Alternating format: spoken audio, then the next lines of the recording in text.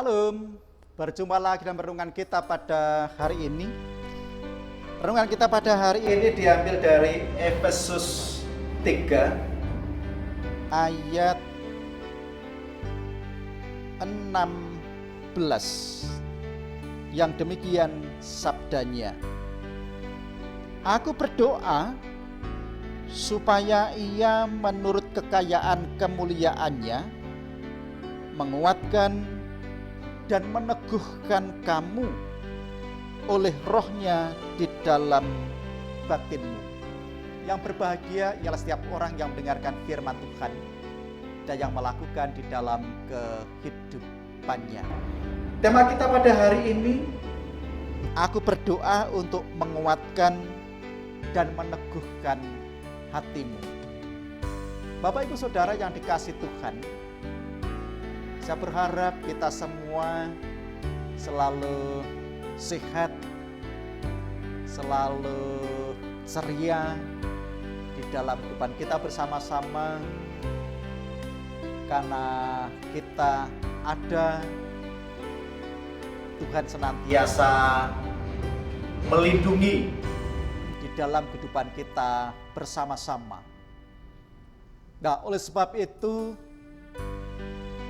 saya berdoa bagi Bapak, Ibu, Saudara, para pendengar, semua orang tanpa terkecuali, biarlah Tuhan menopang di dalam kehidupan kita bersama-sama, agar kita dikuatkan, diteguhkan senantiasa di dalam Tuhan.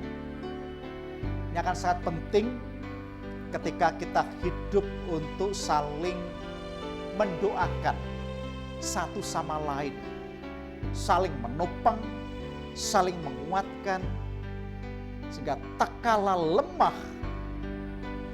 dikuatkan, diteguhkan kembali iman kita. Sehingga kita selalu berpengharapan di dalam Tuhan, tidak putus asa, tidak tenggelam oleh arus dunia, tapi selalu berdiri dengan tegak iman kita, yang selalu percaya pada Tuhan di dalam kehidupan kita bersama-sama. Nah, sangat penting ketika kita untuk saling mendoakan agar kita selalu dikuatkan satu sama lain, saling menghibur, saling menguatkan, menolong satu sama lain. Itulah yang dikehendaki oleh Tuhan, agar senantiasa teguh iman kita. Walaupun banyak pergumulan, banyak masalah, persoalan yang ada di sekitar kita, tetapi kita terus tetap percaya. Kita percaya bahwa Tuhan tidak berdiam diri. Tuhan tahu, Tuhan melihat keberadaan kita, dan Tuhan siap menolong.